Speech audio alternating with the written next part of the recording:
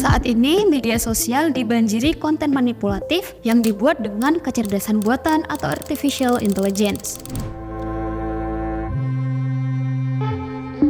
AI mampu menghasilkan dan mengolah foto, ilustrasi, suara, sampai video hanya dengan memasukkan sampel sederhana.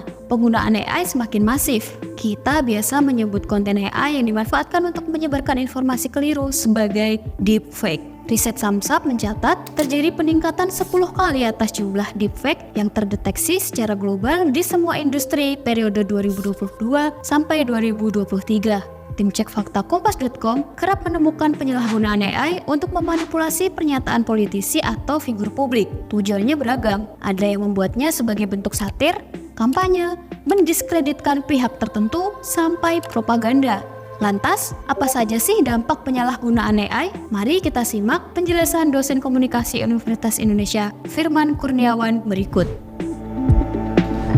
Dampaknya ya kita ini semakin nggak percaya pada dunia.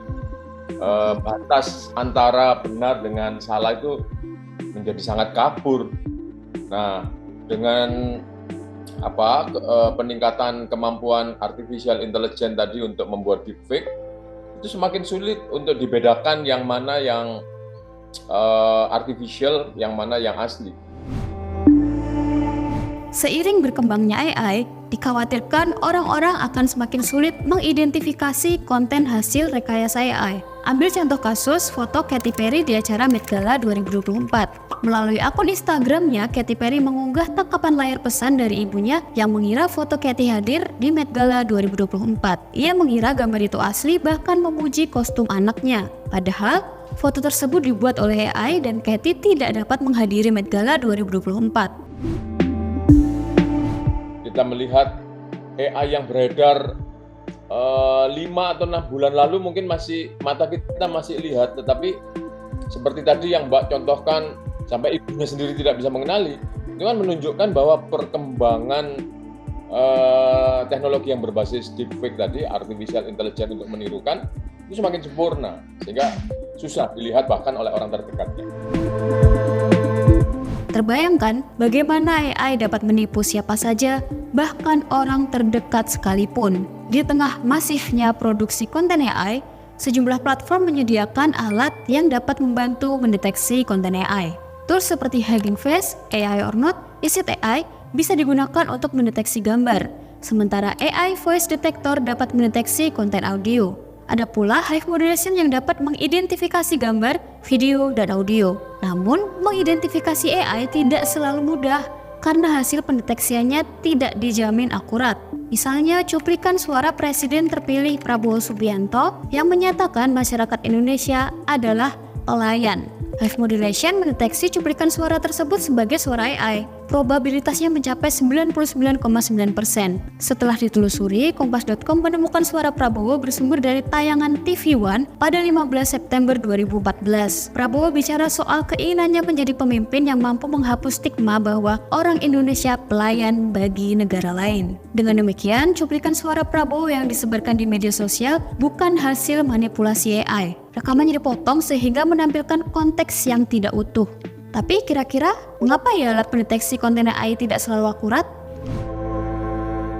Iya, sebetulnya AI ini kan tidak punya kehendak sendiri yang sampai hari ini dikembangkan, kan belum punya kehendak sendiri, sehingga ketika data yang dimasukkan itu salah, maka outputnya akan salah. Jadi, AI dan mesin pendeteksi AI bekerja dengan cara memproses data, melakukan pembelajaran mesin atau machine learning, meniru jaringan saraf, dan pelatihan model. Sederhananya, mesin pembelajaran AI mengolah data-data yang ada, kemudian mengenali polanya. Semakin banyak data dan model yang dimasukkan, maka AI makin canggih. Begitu pula dengan mesin pendeteksi konten AI. Kemungkinan besar kekeliruan hasil pendeteksian konten AI terjadi akibat terbatasnya data. Sementara AI sendiri telah berkembang pesat. Mesinnya sendiri baru dikembangkan, kemudian biasanya kan kalau mesin yang berbasis teknologi informasi itu ada mulai beta, kemudian uji coba 1, 2, 3. Nah ini sementara tadi inovasi orang, kreativitas orang untuk dalam tanda kutip menipu itu lebih cepat. Nah, kan nggak kekejar. Sementara untuk kasus suara asli yang terdeteksi sebagai AI dapat dipengaruhi oleh hasil suntingan atau kualitas suara. Misalnya rekaman suara telah diedit sehingga hanya menampilkan bagian-bagian suara yang seolah-olah datar tanpa emosi. Katakanlah seperti saya ini sekarang real ada di hadapan Mbak, tapi pakai perantara komputer mediated. Nah, speaker dan sebagainya saya ini nggak terlalu sempurna, sehingga outputnya yang Mbak terima nanti sepertinya bukan suara saya. Jadi Mbak nanti ketika misalnya diperdengarkan ke orang lain, oh itu bukan Firman itu, mungkin AI-nya. Nah itu. Penting digarisbawahi bahwa alat pendeteksi yang dikembangkan hanya menunjukkan probabilitas seberapa banyak campur tangan AI dalam suatu konten, sehingga kita tidak bisa sepenuhnya bergantung pada mesin. Lantas, apa yang dapat dilakukan demi mengantisipasi ancaman konten manipulatif AI? Kalau saya sih konteks ya.